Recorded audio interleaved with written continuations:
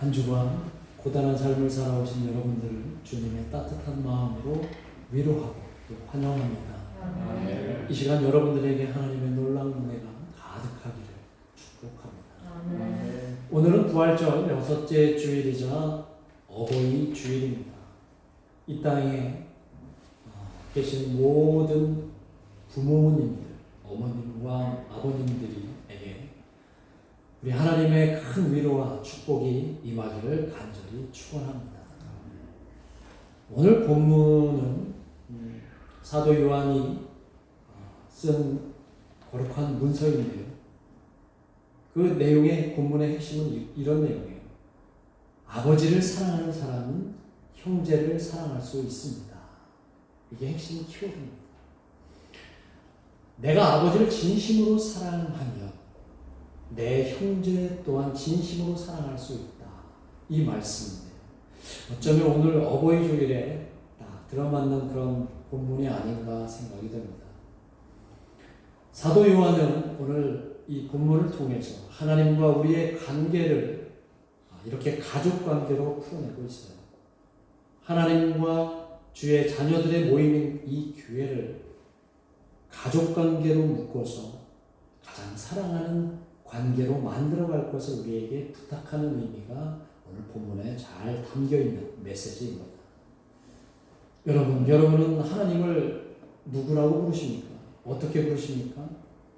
하나님을 그냥 하나님 이렇게 부르지 않고 뭐라고 부르죠? 하나님 아버지라고 부르잖아요. 그렇죠? 하나님 아버지. 근데 왜 아버지라고 부르세요? 왜 아버지라고 우리가 하나님을 부르실까요? 예수님 아버님이기 때문에, 예수님이 아버지 하기 때문에 우리도 하나님을 아버지라고 부를까요? 그럼 여러분들은 예수님이 하나님의 아들이심을 믿으십니까? 아멘 하셨기 때문에 여러분들은 하나님을 아버지로 부를 자격이 있다고 오늘 본문에서 이야기하는 거예요. 1절을 한번 그렇게 볼까요? 1절을 보면 예수께서 그리스도이심을, 그리스도는 하나님의 아들이심을 여러분들이 믿는 자마다 하나님께로부터 난 자니 또한 낳으신 이를 사랑하는 자마다 그에게서 난 자를 사랑하는구나.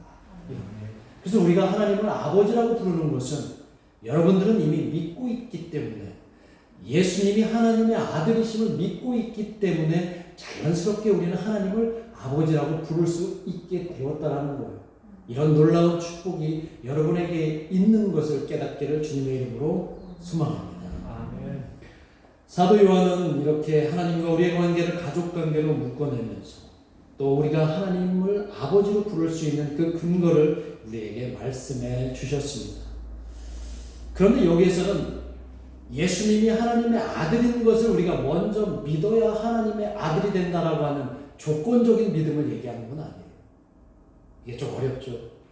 우리가 예수님이 하나님의 아들이심을 어느 순간에 믿게 되었을 때 자동적으로 우리는 하나님을 아버지라고 부를 수 있게 된다라고 하는 말씀이 이 1절에 있는 말씀이에요. 저와 여러분이 하나님을 아버지라 부를 수 있는 것은 예수님이 그분의 아들이며 우리를 구원할 그리스도로 믿고 있다고 하는 증거라는 거예요. 무슨 말씀인지 알겠죠? 우리가 하나님을 아버지라고 부르는 것은 예수님을 이미 하나님의 아들이라고 믿고 있다라고 하는 증거라는 것이죠. 이 믿음이 없다면, 우리에게 이런 믿음이 없다면 하나님은 우리 아버지가 아니라 아저씨가 될 수 있어요. 하나님은 여러 신 중에 한 신이 될 수 있다는 것입니다. 오늘 저와 여러분은 이렇게 하나님께서 낳으신, 그래서 하나님을 아버지라고 부르는 그런 하나님의 자녀임을 깊이 깨닫는 은혜를 마음껏 누리시기를 주 안에서 소망합니다. 하나님을 아버지로 둔 우리는 이제 주 안에서 모두 형제요 자매입니다. 그래서 우리는 교회 안에 있는 식구들을 형제요 자매라고 부르는 거예요. 왜냐하면 똑같이 하나님을 아버지라고 부르고 있기 때문이라는 거죠. 그래서 교회는 한 가족 공동체이며 함께 먹고 때는 성찬을 나누는 식구라고 하는 사실을 기억하시기 바랍니다. 5월은 우리가 가족의 달이라고 얘기하죠.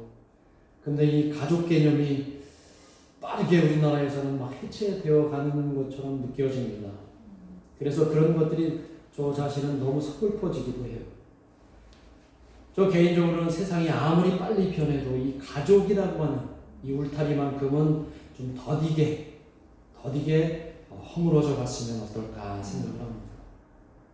요즘 문화와 문명이 굉장히 스마트화되고 이 문명이 첨단을 달려도 우리네 가족 공동체는 조금 더디게 아날로그 감성으로 그렇게 갔으면 좋겠다라고 생각을 해요. 그런데 요즘 어때요? 우리 주변의 가족들의 모습은 너무나 빨리 변하고 있습니다. 단란했던 가족의 풍경은 이제 옛말이 되어가고 있고요. 예전에는 비록 가진 것 없어도 오순도순 모여서 웃음소리가 끊이지 않았던 그런 정겨운 모습들이 있었는데 이제는 점점 희미해져 가는 것 같습니다. 오히려 지금 세상에는 공동체의 어떤 그런 윤리보다는 사생활을 더 보호하고 개인의 독립적인 삶을 더 존중하는 그런 도심의 가족 풍경이 그렇게 되어가고 있는 것 같아요. 그래서 어쩌면 더 삭막해져 가는 것 같아요.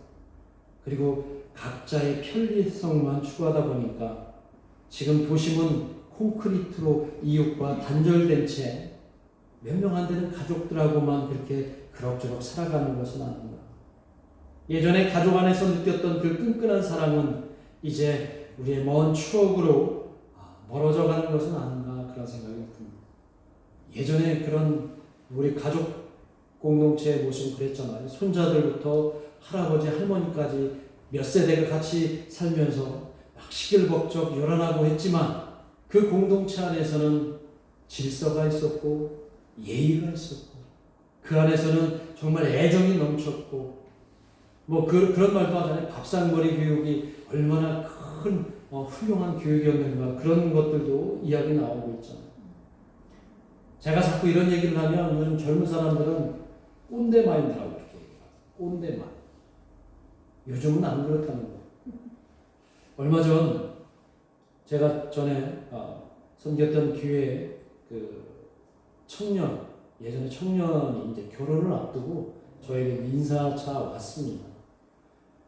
그래서 저는 진심으로 그 청년의 결혼을 축하해 줬고, 그리고 그 청년과 한담을 나누는 중에 그 청년은 시댁이 부산이라는 거예요. 시부모님이 부산에 사시는데 너무 좋다는 거예요. 그래서 이 친구가 이제 시집 갈 때가 됐으니까 철이 들었구나 이런 생각이 들었어요. 그래서 저는 이제 맞장구 친다고 부산에 해운대도 있고 보기 좋은 데도 많고 또 부산에는 또 바다 생선도 많아서 얼마나 너무 좋겠다 그렇게 맞장구를 쳤는데 그 친구는 그게 너무 좋은 이유가 시댁이 너무 멀어서 너무 좋다는 거예요. 그 청년은 천안에서 살게 됐는데 시댁이 너무 멀어서 너무 좋다는 얘기를 듣고 그 얘기를 듣는 순간 제가 표정을 어떻게 해야 될지 몰라서 그렇구나. 요즘 젊은 사람들의 의식이 이렇구나. 그런 생각을 새삼 해보았습니다. 저는 이런 젊은이들의 어떤 의식, 어떤 사회적인 의식이 교회 안에도 여전히 있다고 생각을 합니다. 크게 다르지 않다고 생각해요. 우리가 하나님을 아버지라고 부르면서 신앙생활을 하고 있지만 어쩌면 하나님께서 우리 삶에, 내 삶에 좀 간섭을 안 했으면 하는 그런 바람으로 멀리 떨어져 계시는 하나님을 우리가 마음속으로 그리면서 살아가고 있지는 않아요. 그냥 우리는 내가 좋아하는 이 세상과 더불어서 가깝게 살 테니까 하나님은 좀 멀리 계시면 얼마나 좋을까요? 그냥 가끔씩 내가 축복 원할 때 그때 축복이나 탁탁 던져주시는 그런 하나님이면 얼마나 좋을까 그런 마음으로 우리는 신앙생활하고 있지 않은지 돌아봤으면 좋겠습니다. 하나님 대신 이 세상과 우리는 더 가까이 살면서 이미 마음은 세상에게 빼앗긴 채 살아가고 있지는 않아요. 그런데 오늘 이 사도 요한은 그렇게 하면 안 된다. 그렇게 하면 세상에게 지고 사는 거라는 거예요. 그렇게 하면 세상에 끌려가게 되고 세상에게 모든 걸 내어줄 수밖에 없다고 이야기를 하면서 절대로 세상에게 마음을 빼앗겨 살면 안 된다. 왜냐하면 너희들은 바로 하나님의 자녀이기 때문이다. 하나님의 자녀이기 때문에 이 세상을 이기고 극복하는 삶을 살아가야 된다라고 오늘 본문에서 이야기를 해주는데요. 바로 4절 말씀이 그 말씀이에요. 자, 4절 말씀을 한번 같이 읽겠습니다. 시작. 무릇 하나님께로부터 난 자마다 세상을 이기느니라. 세상을 이기는 승리는 이것이니 우리의 믿음입니다. 세상에게 끌려갈 수 없다. 세상에게 질 수가 없다라고 사도 요한이 얘기합니다. 하나님의 자녀들은 세상에 질 수 없다라고 말하는 거예요. 그렇다면 도대체 그 세상이 뭐냐? 이 사도 요한은 그 세상을 헬라어 이 단어로 사용해서 세상이라고 표현했는데 코스모스라고 하는 말이에요. 코스모스. 우리 코스모스라는 말 많이 들어보잖아요. 사도 요한이 우리가 하나님의 자녀들이 이겨할 대상을 세상으로 보는데 이 코스모스를 이야기하는 거예요. 이 코스모스는 모든 실존이 달라붙어 사는 것을 코스모스라고 지금 상정한 거예요. 그리고 그 세상은 이 사도 요한이 약간 부정적으로 바라보는데 욕심과 욕망이 가득한 곳. 우리가 살고 있는 곳이 그런 것 아니에요. 솔직히 말해서 이 세상에 욕심과 욕망이 너무 가득하지 않습니까? 그래서 이 세상과 여러분이 맞짱 떠서 이겨보신 적 있으세요? 결코 없어요. 너무 세요. 욕심과 욕망이 너무 세서 이 세상에게 맨날 두들겨 맞고 쓰러지고 무너지는 것이 우리의 실존의 모습이라는 거예요. 사도 요한은 그래서 하나님의 자녀는 이 세상과 맞짱 떠서 이겨야 된다라고 오늘 본문에서 이야기하고 그 세상을 오늘 우리에게 소개해 준 겁니다. 이 세상이 그럴지인데 하나님께서는 더 이상 그 세상에 끌려가는 하나님의 자녀들을 볼 수가 없어서 이 땅에 누구를 보내신 거예요? 예수님을 보내신 거예요. 당신의 아들 예수님을 보내셔서 새로운 나라를 시작하게 하신 거예요. 이 세상과는 결이 다른, 이 세상과는 완전히 다른 세상, 그 나라가 어떤 나라예요? 하나님의 나라.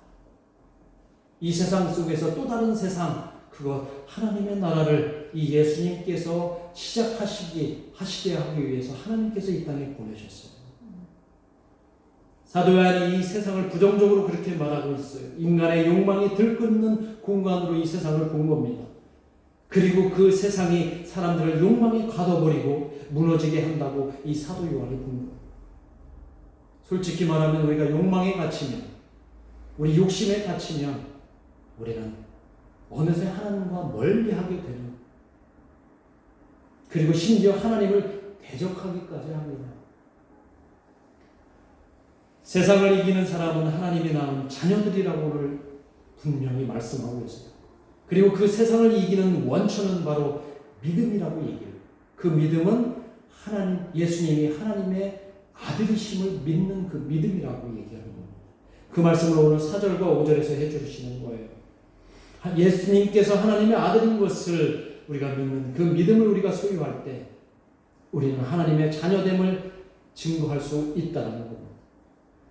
자, 이 말씀은 너무나 지당한 말씀. 믿는 사람들에게는 너무나 지당한 말씀입니다. 자, 믿는 우리에게는 이 말씀이 너무나 당연하고 지당한 말씀인데 하나님의 자녀인 여러분은 이제 세상을 이길 수 있습니다.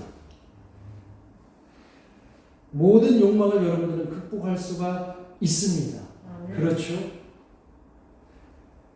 반응이 좀 이상해요. 정말 그럴까요? 여러분들 살아가시면서 하나님의 자녀로서 여러분들 모든 욕망을 다 극복하고 계십니까?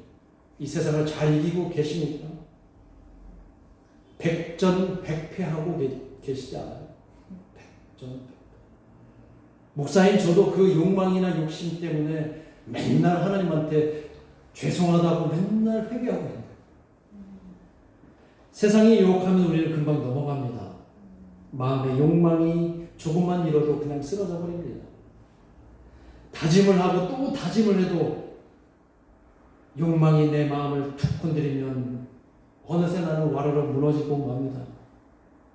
자, 그렇다면 지금 사도 요한은 그냥 듣기 좋은 어떤 윤리 교과서처럼 우리에게 어떤 이상적인 그런 글을 우리에게 써서 잘 읽어라 이렇게 한 걸까요? 그런 식으로 본문을 우리에게 전해주고 있는 걸까요?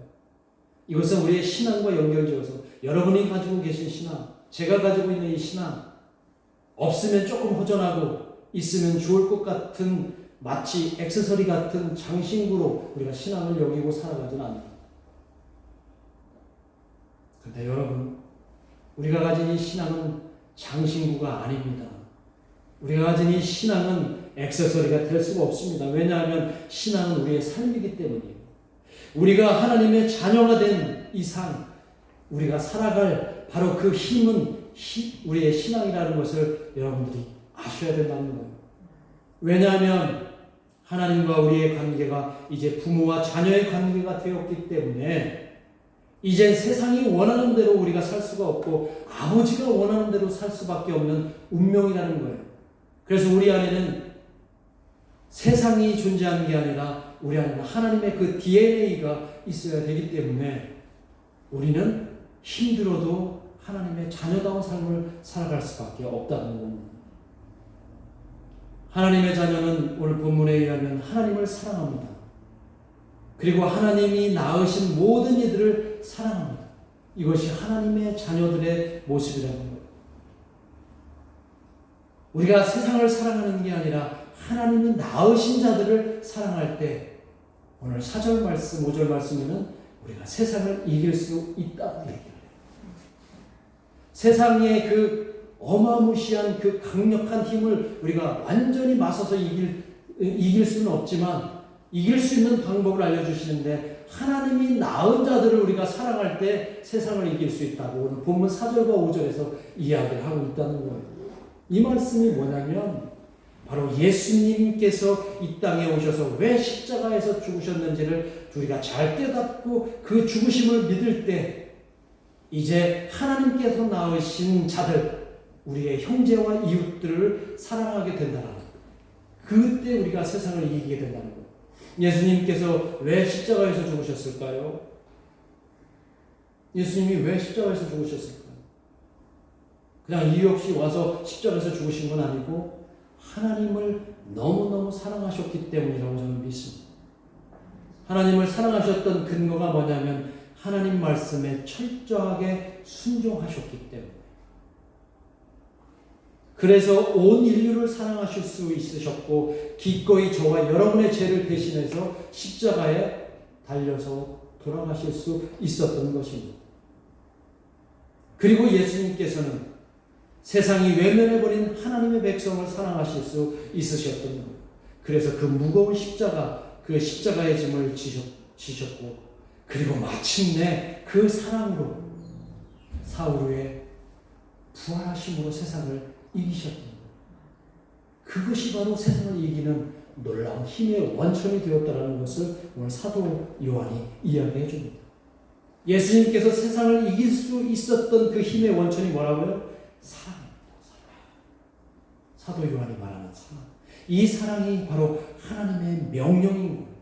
오늘 본문 2절에서 보면 분명히 사도 요한은 이야기합니다. 2절 말씀을 같이 한번 읽어봅니다. 시작.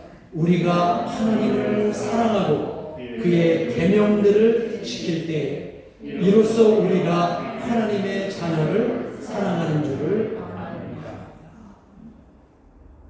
우리가 하나님을 사랑하는 방법이 뭐예요? 그의 계명을 지킬 때 가능한데 그의 계명의 핵심이 뭡니까?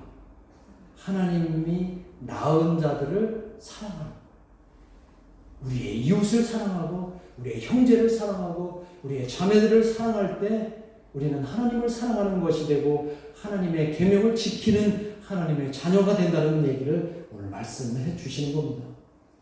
하나님의 자녀인 우리가 그분의 계명을 지키는 것은 너무나 당연하죠.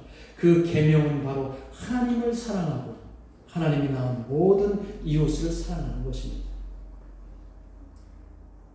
우리의 아버지 되시는 하나님은 우리가 많은 돈을 드리고 좋은 음식을 드리는 것을 그렇게 기뻐하시기보다는 오히려 내 형제를 사랑하는 걸 더 좋아하신다는 것을 기억하시기를 주님의 이름으로 축원합니다. 하나님이 정말 원하시는 것은 여러분 옆에 있는 형제를 사랑하는 것, 여러분 옆에 있는 자매를 사랑하고 쓰러져가는 많은 하나님의 백성들을 사랑하는 것을 하나님은 원하고 계신다는 것. 자, 이것을 우리 인간 실존으로 치환하면 우리 아버지 되시는 여러분들, 어머니 되시는 여러분들, 마찬가지로 모든 부모님들은 자녀들에게 바라는 것은 많은 돈을 가져다 주는 걸 바라잖아요. 물론 많은 돈 갖다 주면 좋기는 하시겠죠. 좋은 음식을 대접하는 것을 부모님이 무작정 바라시진 않아요. 부모님이 제일 행복할 때는 뭐냐면 자녀들이 서로 화목하고 형제들끼리 서로 우애 있게 지내고 형제들끼리 서로 사랑하는 모습을 볼 때 아마 부모님은 제일 마음이 행복하고 그것이 부모에게 가장 큰 효라고 아마 생각하실 겁니다. 저희 어머니, 돌아가신 어머니도 그런 말씀 하셨어요. 돌아가실 때도 내가 원하는 것은 너희 형제들끼리 잘 지내는 것이다. 아마 여기 계신 부모님들은 다 비슷한 생각을 하실 것 같습니다. 부모님을 정말 사랑한다면 형제들과 서로 사랑하며 지내는 것인데 현실적으로 쉽지 않은 것도 또한 사실입니다. 매우 어렵죠. 그래서 오늘 사도 요한은 3절에서 이렇게 여지를 둡니다. 3절에 보면 하나님을 사랑하는 것은 이것이니 우리가 그의 계명들을 지키는 것이라 그의 계명들은 무거운 것이 아닙니다. 반드시 지켜야 된다고 하면 무거운 계명이다라고 말씀하실 텐데 무거운 것이 아니라는 것은 너무나 우리가 그런 사랑을 펼치는 게 쉽지 않다는 것을 이야기해 주는 거예요. 그래서 그 무겁지 않다는 것은 어쩌면 예수님의 모범을 배우고 예수님을 사랑할 때 가능한데 마태복음 11장 29절에서 30절에 보면 예수님께서 그렇게 말씀을 하세요. 예수님이 뭐라고 말씀하시냐면 함께 같이 한번 읽어볼까요? 시작. 겸손하니 나의 멍에를 내고 내게 배우라. 그리하면 너희 마음이 쉼을 얻으리니 이는 내 멍에는 쉽고 내 짐은 가벼우라. 예수님의 겸손과 온유를 배우시면서 내가 다 할 수 있다, 내가 스스로 다 모든 짐을 지겠다라고 하는 그 모든 의지를 조금은 꺾으라는 거예요. 예수님을 본받고 예수님이 걸어가신 그 삶을 우리가 만나게 되고 스스로 겸손해지고 스스로 자신을 낮출 때 오히려 우리는 예수님의 그 멍에를 함께 짊어질 수 있다라고 말씀하십니다. 요즘처럼 먹고 살기 바쁘고 내 한 몸 건사하기도 힘든 이 세상에서 내 형제나 자매를 그리고 잘 모르는 남을 사랑하며 산다는 것은 어쩌면 허황된 생각으로 허황된 말로 들릴지도 모릅니다. 하지만 우리가 하나님의 자녀가 된 이상 이렇게 사는 것만이 세상을 이기는 것이라고 오늘 사도 요한은 우리에게 분명하게 말씀해 주고 있습니다. 저와 여러분은 지식과 지혜로 이 세상을 이길 수가 없습니다. 많은 돈과 권력으로 이 세상을 이길 수가 없습니다. 이 세상을 이길 수 있는 유일한 방법은 예수님께서 보여주신 바로 그 능력, 모두를 위해서 다 내어주시는 것, 모두를 위해서 가장 낮아지시는 것, 그것이 바로 사랑이고 그 사랑이 조금 힘들고 무겁게 느껴지면 잠시 쉬어가면 되는 것으로 오늘 예수님이 우리에게 말씀해 주신다고 저는 믿습니다. 이제 하나님을 아버지라 부르는 우리 교회 그리고 하나님을 아버지라 부르는 저와 여러분께서는 오늘 우리에게 주시는 진정한 세상을 이기는 삶 그리고 모두를 사랑할 수 있는 그런 삶을 이제 한 주간 동안 여러분의 삶에서 활활 불태우시기를 주님의 이름으로 소망합니다. 기도하겠습니다. 우리 시간 말씀 생각하면서 함께 합심해서 기도하겠습니다.